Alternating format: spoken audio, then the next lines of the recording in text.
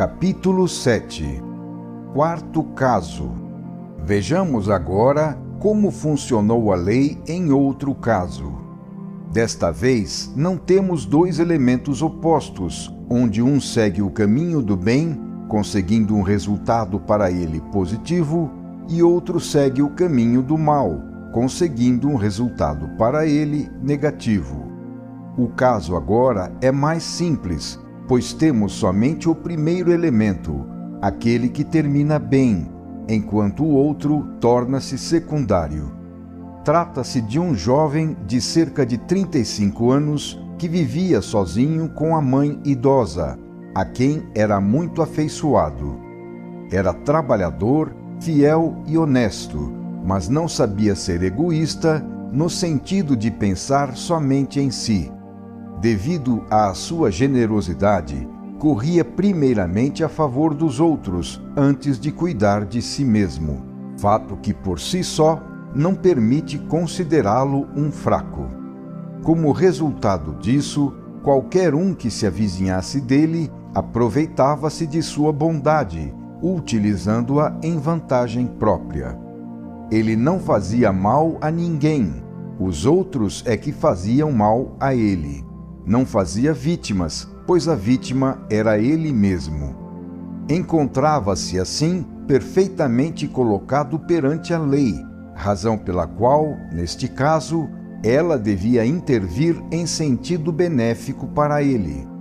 Isso nos explica como foi exatamente que se deu o acontecimento. Em sua idade, era necessário que ele tomasse uma decisão. Permanecer naquelas condições significava piorar cada vez mais, até atingir a velhice sozinho, abandonado e pobre. Se a lei desejava salvá-lo, deveria fazê-lo imediatamente. A mãe, idosa e em condições delicadas de saúde, em vez de ser um auxílio, tornava-se um peso sempre maior. Os indivíduos de seu ambiente, aproveitando-se de sua bondade, tornavam-se cada vez mais audaciosos e maléficos em prejuízo dele, que assim encontrava-se continuamente atacado por eles. Havia neste caso, como nos outros também, o setor das forças do mal, porém composto de grãos de poeiras de elementos negativos, cada um em si mesmo de pouca importância, mas danosos em seu conjunto. Nestas condições, o caso tornava-se cada vez mais grave para o jovem. Observemos agora como funciona a lei. Ela resolveu o problema no sentido completamente positivo, benéfico para o jovem, salvando cada coisa e satisfazendo de um só golpe todas as exigências de forma adequada e em perfeita ligação com a natureza do caso. Aquele indivíduo carecia de uma defesa que o protegesse na luta pela vida. Este era o ponto a ser defendido, e a lei demonstrou conhecê-lo. Quando moço, ele ficara noivo de uma moça conterrânea, parente sua, mas depois, por várias circunstâncias, a coisa parou, como se quisesse ficar guardada para este momento, quando o noivado se reavivou e se concluiu. Então eles se casaram. Ela parecia feita sob medida para cumprir a tarefa para a qual a lei a chamava. Inteligente, trabalhadora e honesta, de temperamento prático e bastante ativa, juntava-se no sentido do bem às qualidades dele, enquanto as completava nos seus pontos fracos. Assim, os dois elementos foram unidos por uma perfeita complementação, convergente em cada ponto no sentido positivo. Dissemos que o elemento negativo não tinha tomado um corpo definido em um só indivíduo, mas encontrava-se em estado indefinido, disperso em vários elementos mínimos separados, condição que facilitou sua liquidação. Eles, de fato, farejando o novo ambiente, desapareceram por si mesmos pouco a pouco. Assim, o procedimento foi automaticamente levado avante em pequenas doses, o que tornou desnecessário um provimento explícito por parte da lei. Permaneceu visível em campo a vitória do bem. Sob a nova direção, entregue à mulher, organizou-se a nova família. Ela juntou o seu salário ao do marido com cuidadosa economia, e ambos conseguiram comprar uma casinha, elevando seu nível social. Tudo mudou do mal para o bem.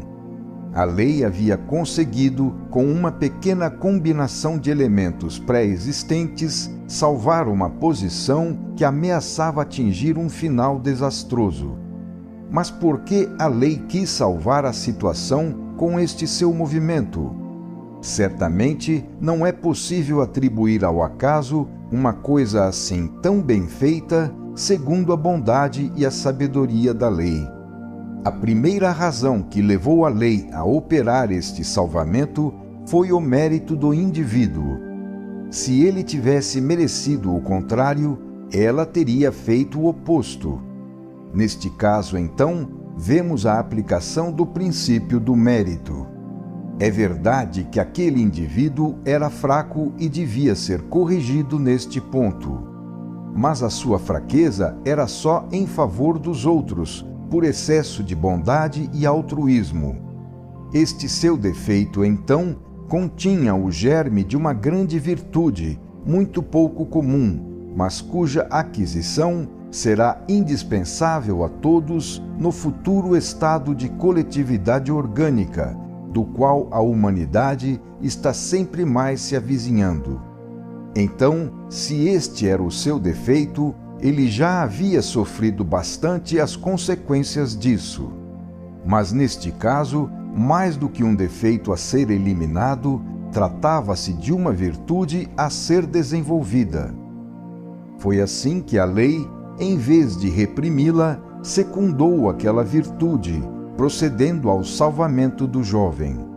A lei fez todos os seus cálculos na avaliação das forças que se moviam no fenômeno e, funcionando da maneira como fez, demonstrou que, neste caso, existiam impulsos positivos, dados por valores com este sinal, que impunham uma intervenção neste sentido. Neste ponto, vemos na lei a presença de outro princípio aplicado por ela em sua economia, o princípio de retidão e justiça, pelo qual são protegidos e ajudados os valores que devem ser respeitados para produzirem o seu maior rendimento. O elemento bom é um valor positivo, feito para frutificar e não para ser desperdiçado. E a lei, por coerência, não pode deixar de aplicar este seu princípio. Ela não pode contradizer a si mesma e, por isso, quando contém uma norma, é a primeira a se submeter a ela.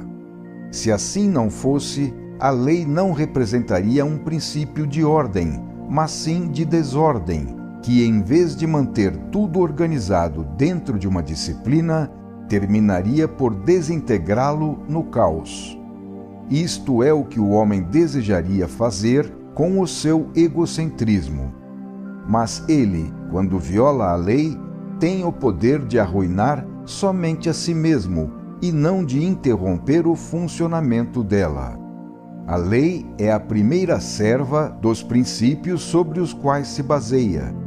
Ela é a primeira a colocá-los em ação, porque não pratica de modo diferente aquilo que prega.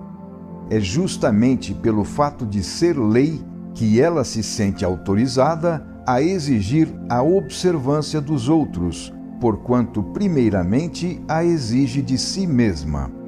Cai assim completamente o conceito humano de autoridade usada em vantagem de quem comanda para se impor aos próprios dependentes, método que é substituído por outro, no qual comandar é fazer primeiro o que se exige dos outros.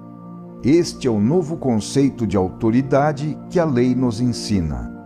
Esta é uma das coisas que nos diz a análise dos casos aqui observados. Estamos desmontando o mecanismo da lei para ver como ele é feito. A diversidade dos casos nos mostra a diversidade dos modos pelos quais a lei pode proceder. Porém, o leitor deve ter notado que seu funcionamento nestas diversas posições repete-se de acordo com um mesmo princípio, segundo o qual o bem é ajudado a vencer, o mal leva à ruína, os valores positivos lançam-se em direção oposta àquela dos negativos, etc. É natural que, apesar dos casos serem tantos, os princípios sejam poucos e fundidos em unidade, repetindo-se em cada caso.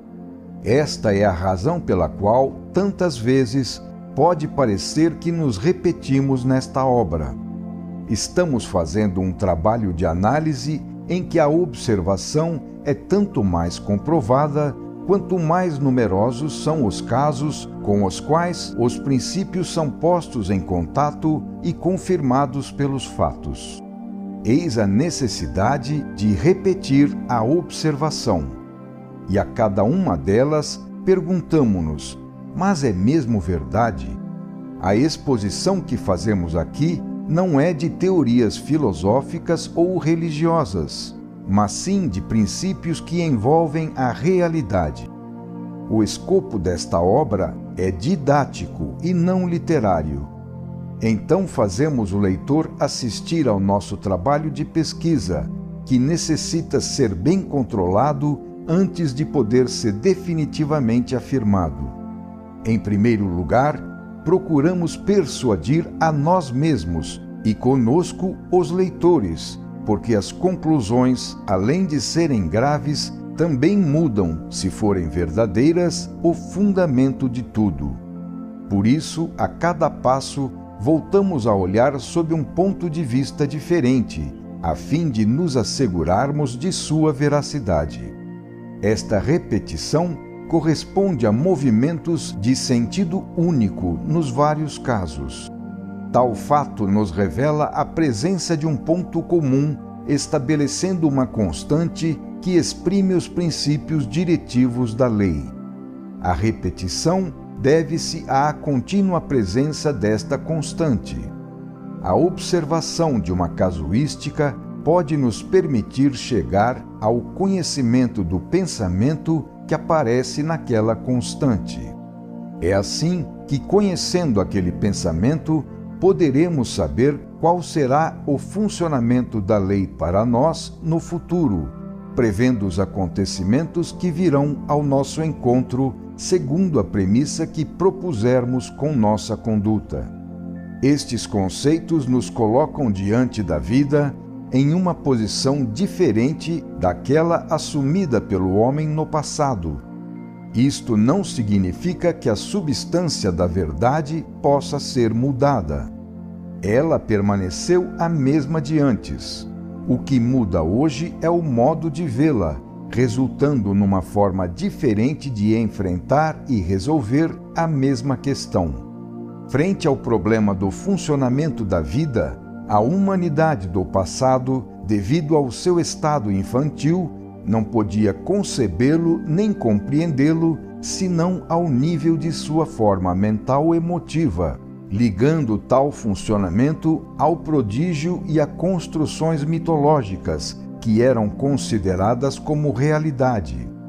Aqui enfrentamos o mesmo problema, mas com outra forma mental, para chegar a resultados positivos e adquirir uma certeza que a fé sozinha não pode dar. Não queremos negar, mas sim aperfeiçoar.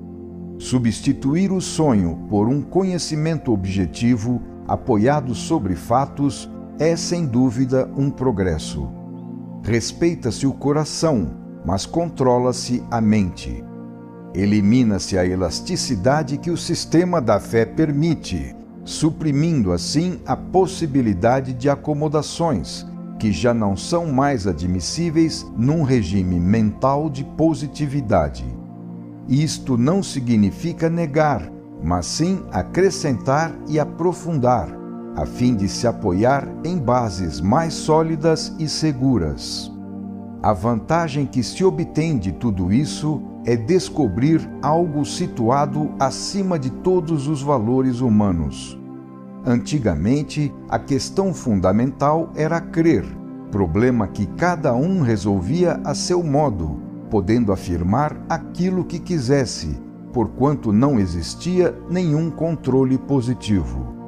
Este fato explica a diferença entre as opiniões, cada uma proclamando-se como a única verdade e condenando como erro as outras. O terreno religioso é um campo minado de exclusivismos e antagonismos. É por isso que a visão da verdade, quanto mais se tornar objetiva, ligando-se à realidade, como faz a ciência, tanto mais poderá se tornar única e igual para todos. Esta realidade é dirigida pelo pensamento divino, que organiza o funcionamento dela em cada tempo e lugar. Trata-se, portanto, não de um produto desta ou daquela mente humana, mas sim de uma verdade objetivamente verdadeira e universal, porque está escrita nos fatos, nos quais ela pode ser lida. É a verdade da qual o homem novo tem necessidade e que ele está procurando desesperadamente. O vácuo espiritual no qual ele está sendo lançado pelo desmoronamento do velho mundo é um abismo que faz medo. Todavia, é necessário ir em frente, porque torna-se cada vez mais inaceitável o fato de ter que viver com a psicologia adotada no passado. Alcançando-se o conhecimento da lei, sabe-se que há um plano e uma meta tanto para a vida individual como para o todo. Sabe-se que há uma ordem, uma salvação e meios para atingi-la. Sabe-se que se pode contar com a lei. Sabe-se tudo isso não por uma fé que oscila sempre na dúvida, mas pela segurança que decorre da análise do problema e do conhecimento da técnica fundamental do fenômeno. Trata-se de uma religião que não se pode mais acusar de ser o ópio dos povos, pois constitui, ao contrário, um despertar da consciência com base no conhecimento. Não se trata, então, de uma heterodoxia, porque aqui, pelo contrário, procuramos abrir sempre mais os caminhos do Espírito, buscando fazê-lo tornar-se a grande força que nos levará a vencer na vida. Uma demonstração clara é o único meio para evitar a descrença. Uma coisa é crer, outra é saber. Uma coisa é a dúvida de quem não tem certeza, outra é a segurança de quem está convencido porque observou e compreendeu.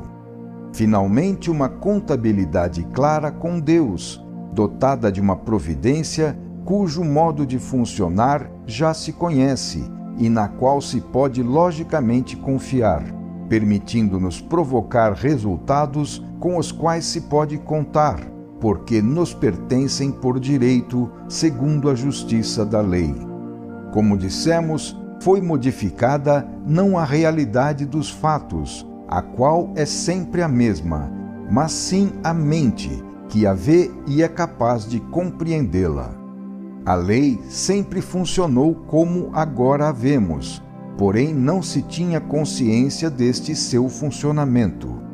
Sempre estivemos todos imersos na ordem universal, mas nunca a analisamos para nos tornarmos conscientes de sua estrutura e sabermos nos mover nela. O que mais impressionará o homem novo será descobrir esta presença universal de um pensamento diretivo, tocando com as mãos esta realidade até chegar ao diálogo e obter resposta, para adquirir, enfim, consciência de que não está, como pode parecer, perdido num universo indiferente a ele, mas sim que é cidadão dele, estando fundido e funcionando em sua organicidade. Final do capítulo 7.